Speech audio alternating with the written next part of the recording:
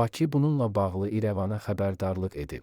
Azərbaycan danışıqlar zamanı Ermənistan konstitusiyasında dəyişiklik tələb etmir, amma mövcud müddəalar qalacağı təqdirdə sülh müqaviləsi imzalamayacağı barədə xəbərdarlıq edib.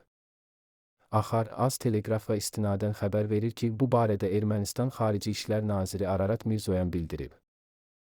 Azərbaycan tərəfindən Ermənistan konstitusiyasının dəyişdirilməsi ilə bağlı birbaşa tələb yoxdur. Amma başqa məsələlər var, bu barədə tərəflər açıq şəkildə danışırlar. Ermənistan Azərbaycanla konstitusiyanın dəyişdirilməsini müzakirə edə bilməyəcəyini bəyan etdikdə qarşı tərəf bunu qəbul edir, amma əlavə edir ki, Ermənistan konstitusiyasındakı bəzi mövcud müddəalar qalarsa, sülh müqaviləsini imzalamağı planlaşdırmırlar, qeyd edib. Qeyd edək ki, Ermənistan Baş naziri Nikol Paşinyan bundan əvvəl ölkəsinin Azərbaycana qarşı ərazi iddiasının yer aldığı müstəqillik bəyannaməsini sülhə təhlükə adlandırıb. Onun sözlərinə görə yeni konstitusiyada müstəqillik bəyannaməsinə istinadlar olmamalıdır, çünki bu münaqişə riski yaradır.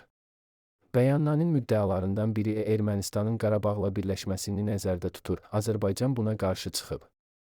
Həmin məqamın konstitusiyadan çıxarılması sülh müqaviləsinin imzalanması üçün rəsmi Bakının əsas və son tələbidir. Tehran təslim olmur, hücum edir, bu üstünlüyü var. İran, ABŞ və İsrailin başlatdığı müharibədən diplomatik çıxış yolu tapmaq cəhdlərini rədd edir. Bu, onun Hörmüz boğazı üzərindəki üstünlüyünə görədir.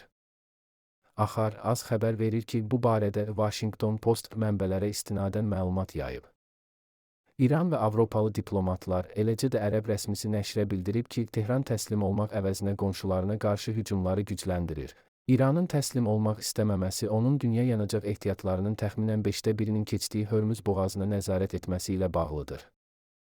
İranlı diplomatın sözlərinə görə Tehran Hörmüzü qismən bağlamaqla bu təcavüzkarlar üçün son dərəcə baha başa gətirməyə çalışır. Tarixin ən böyük hərbi supergücü ilə üz-üzəyik.